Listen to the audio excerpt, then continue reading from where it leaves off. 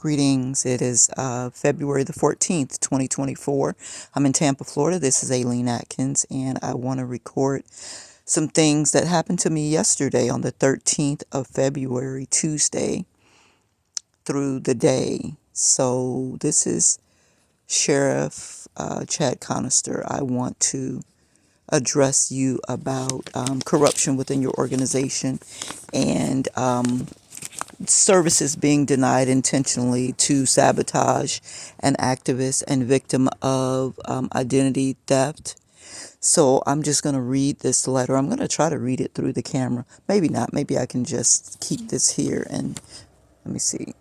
I'm going to try to read it through the camera. So it says, Dear Chad Chronister. And then it says S.Williams. She's the community service officer that approached me. And the other guy, he wouldn't tell me his name, the kind of pudgy, bald-headed guy. This was on his shoulder, so I think he might be a sergeant, lieutenant. I don't know what that means. I don't know the ranking system. Okay, so it says, you have extremely rude staff at your North Tampa location. Please pull the video footage from 9:40 a.m. to 10 a.m. on February 13th, 2024. The phone says 3360, so there's a phone on the counter. Let's see, I was leaving the pawn shop on East Fletcher and a government truck seemed to be following me. Then I saw a process server and assumed they may be following me because when I was evicted from 62 North 32nd Street, the same pattern happened. That happened on June 2nd, 2022. In Tampa, Florida. They evicted me from my childhood home at 6010 North 32nd Street. That was A-Plus Properties. The owner's name is Eric Allen, and I believe that that's an alias for Anthony Catharteris Atkins, my brother, who is a thief and created a fraudulent company so that he could defraud me out of my 25% ownership of my mother's estate, which included at least 6 properties. Now, the second eviction occurred July 25th or the 26th of the next year. That was 2023. That was from 3304 East Hillsborough Avenue, the old Dr. Twiggs dentist office. I used to go there as a child. Dr. Twiggs was one of my dentists. Okay, so that same pattern happened following me. I used to see the process servers and then eventually they showed up. So this time I said, instead of me waiting around until they hit me with this trauma, let me go and be proactive and find out whether or not there is an eviction for this location. Because a police officer came here a couple of weeks ago, strangely saying he was looking for Yvette Bright. He said that Mr. Fred, called and said go get his sister Yvette Bright. Well, as far as I know, Yvette Bright and Mr. Fred live in the same house, so that didn't make any sense to me. So I figure it's some more of the officers on the take doing friends a favor while they're in uniform in the police car, on the clock or off the clock, right? So I have dates and times to be investigated by the CIA, FBI, internal affairs, if the internal affairs will actually do a fair job. A lot of times they cover up for their friends. So the purpose of this is to ask the FBI, CIA, whoever can investigate, to pull the video footage for yesterday, February 13th, 2024, from the times of 9:40 a.m. to 10 a.m. and to also pull the phone records to see who S.Williams was talking to, because whoever that was the person, I believe, trying to sabotage my dealings, because I'm on foot and I catch the bus, they're driving cars, they can see where I go into and then they can call and make trouble for me or try to get the people to be rude to me or turn me away or deny me services. Same thing happened when I went to the FBI headquarters here in Tampa on Grady Street, or was it Gray Street? Way back behind some natural park full of trees. and a snake. That's the rats in here making motion. They stay active until about 9 a.m. for some reason. They live in the apartment next door, and as long as they stay over there, I'm not gonna try to, buy any rat poison and kill them. But if they start coming over here, they're gonna have to die. So that's the angle that I would like to ask. Even you, Mr.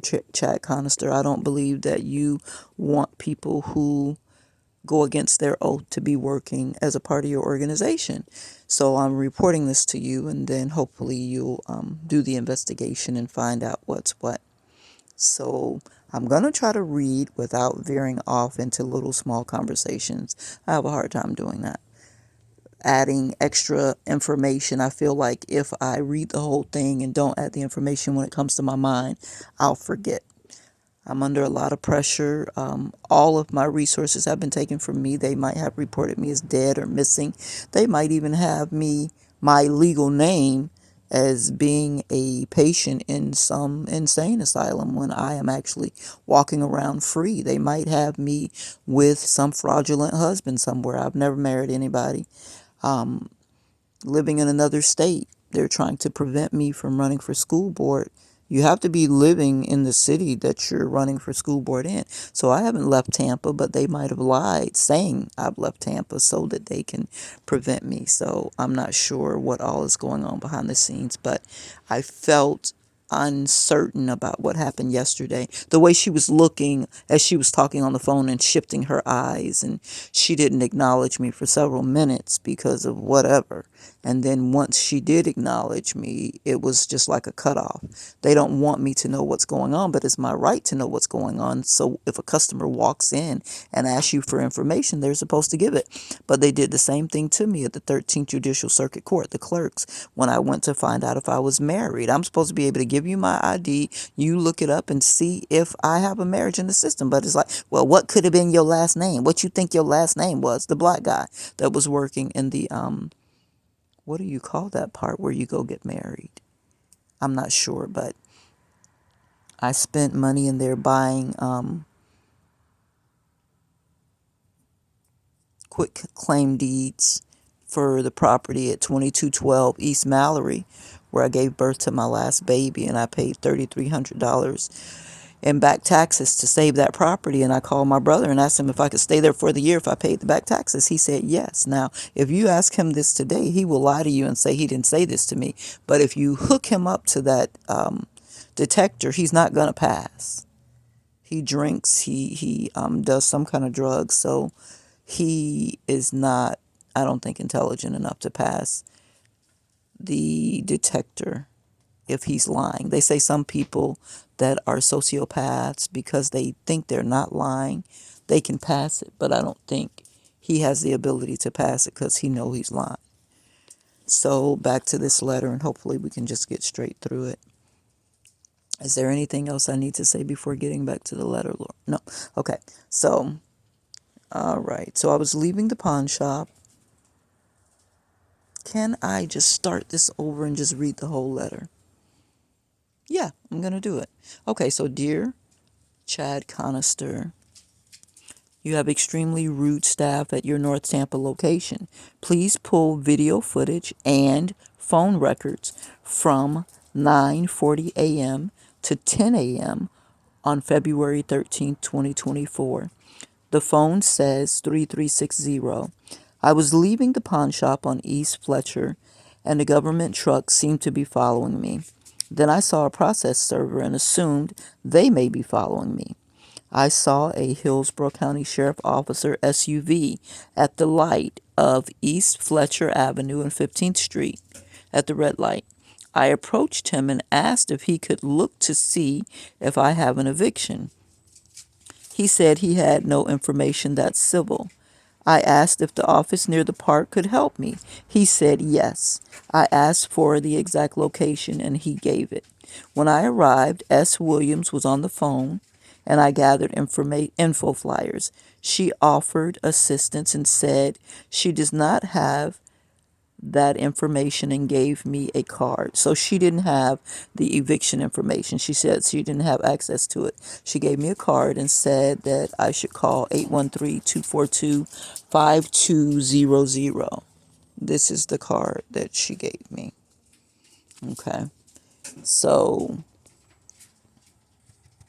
a bald white guy sitting at the computer with I call that an upside down V, the ranking. I asked, would you be willing to look it up? He said the same thing the lady said. I said, I don't have a phone. Would you be willing to look it up for me? He said no. I asked S.Williams if there was an extension I could call from the phone to reach the so-called Silver Department. And she said she didn't think so, but I could try. He said, has it been posted? I said no. Let me see. I said they've done corrupt things with me before, and that seemed to change his mood.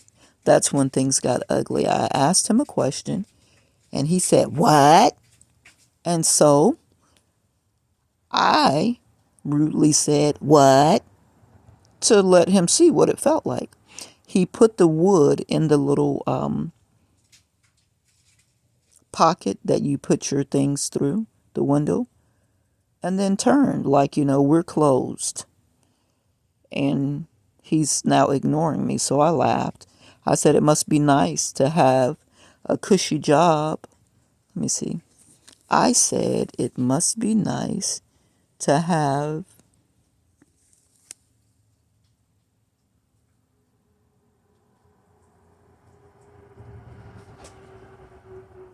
okay, I can't read what I said.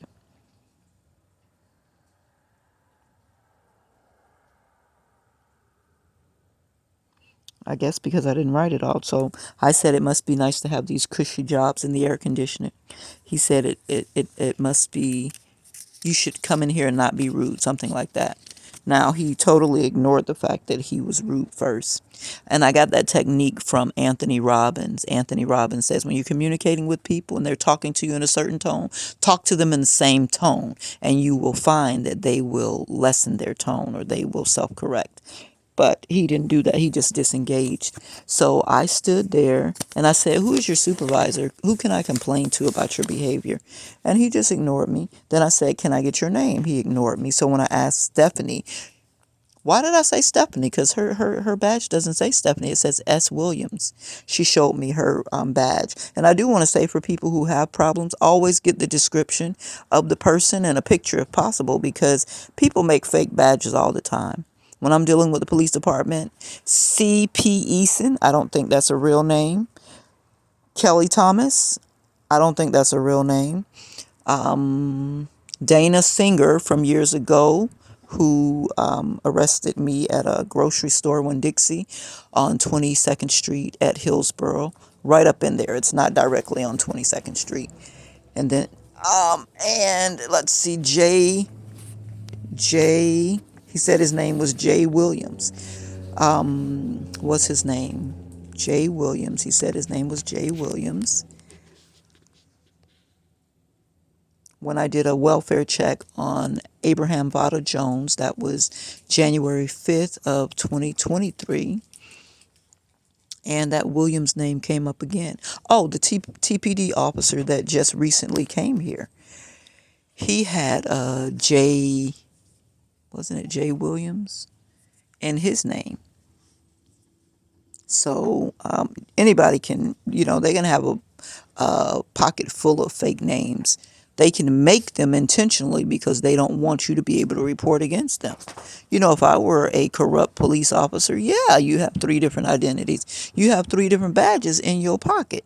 So when you know you're going to have problems, if somebody call you and give you the heads up, oh, this lady thinks she's an activist and she's coming in, you change your name tag, right?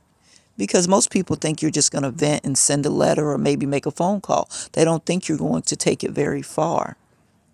But I'm the type person, I take it very far because God told me to take it very far. So this guy, I heard him talking and saying this lady wants to make a complaint and da da da da da. So the guy never approached me. I heard him go to the bathroom. I heard like water, so maybe somebody was drinking from a fountain. I never broke my concentration. I continued to write because most of the time when you go to places, these people act this way because their supervisor acts that way. So they know their supervisor has their back. So the two of them, S.Williams, the chubby, light-skinned lady that was working there, the community service officer, and the chubby, bald white guy who had ranks sitting at the computer desk, they had the same energy because they work together. They're going to back each other up. They ain't thinking about I took an oath to serve and protect and I'm a public, servant. That was not their energy at all. So I figured the next person over them was going to have the same energy because they feel obligated to the foolishness. I am obligated to, stand behind my employees even if they're wrong. So I said I'm not even going to do this. I'll send this to Sheriff Chad Chronister and maybe further than that. So when I went outside into the parking lot, and this is the tag that was on the SUV sitting in the lot. So when I walked behind him and made it apparent I was writing down the tag number, he pulled out. He could have been leaving, but that's the energy that I felt. So look, I read the whole thing without telling you 50 stories. When I got to the Santa Marie Missions Church to the pantry to get food, I saw Julia and we talked about Kathy Castor and her helping me get my stimulus checks. Now, they have taken so many pockets of money from me, but if I can get the stimulus checks, which were due to me just for being a breathing person, what I think happened is one of these little corrupt people claimed me on their taxes, which might affect. No, because I got the letter saying that I was getting a stimulus check, so I don't think they did that. So I'm gonna find out where my stimulus checks is, and she swears that I can get my stimulus checks back. It doesn't matter how far back it's been, because Castor, U.S. House Representative Castor, came to the River Church and said, if you have any problems, come and we can help you. So she gave me that information. A stranger let me use their phone. I went ahead and called. I called the Washington number, and Walker said that I needed to call the Tampa number because they had case workers at the Tampa location that could help me. So I started out with talking to Walker. I talked to him at 10:43 a.m.